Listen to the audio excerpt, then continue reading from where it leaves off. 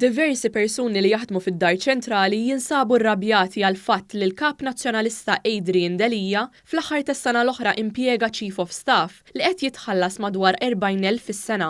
Żvelat dan il-Gazzetta Illum li spjegat kif Justin Anastasi huwa kompletament ġdid fl-istrutturi tal-partit, qatt ma okkupa kariga fil-partit u l-ħatra tiegħu nżammet f'segretezza assoluta, kontrarju għal kull ħatra oħra li dwarha tkun infurmata l-medja. Din il-ħatra żvelata mill-medja indipendenti tistona ma' sitwazzjoni mwera li jinsab fiha l-Partit Nazzjonalista. Diversi rapporti fl-aħħar xhur jindikaw li d-dejn tal-Partit Nazzjonalista jammonta għal 34 miljun euro. Bl-eks Segretarju Ġenerali Clyde Pooley meta mistoqsi kien qal li l-partit għandu dejn ta' miljuni kbar. Mela kemm hu d-dejn fil-Partit Nazzjonalista? 25 miljun vera d-dejn. Kbir.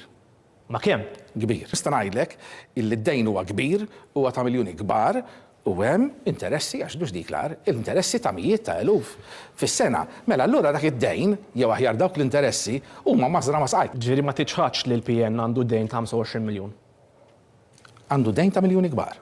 Sitwazzjoni li waslet biex impjegati tal-partit tkeċċew, oħrajn intbagħtu d-dar u preżentaturi li kellhom jaċċettaw li jippreżentaw programmi bla ħlas. Il-ħatra nżammet sigrita anke mill-Grupp Parlamentari Nazzjonalista, hekk kif deputat nazzjonalista sostna li lanqas biss kien jaf li Anastasi nħatar Chief of Staff. F'reazzjoni għar-rapport tal-illum, il-Partit Nazzjonalista ma ċaħax li Justin Anastasi kien impjegat mingħajr sejħa jew mingħajr ma kienet infurmata tal-medja, filwaqt li ma weġibx dwar x'inhu eżatt l-irwol tiegħu u kif intażel. Fil-waqt li Delija impjega lil Justin Anastasi paga ta' 40,000 euro fis-sena u fl-istess ħin bad diversi impjegati tiegħu jirreġistraw, il-bieraħ il-Kap Nazzjonalista iġġustifika s-sitwazzjoni u tefa' l-ħtija tas-sitwazzjoni finanzjarja diżastruża fuq il-predeċessur tiegħu Simon Busuttil. Mela, l-ewwel mhux f'Novembru id-dejn tal-kumpanija tal-partit kien ilu jakkumula għal snin twal ħafna.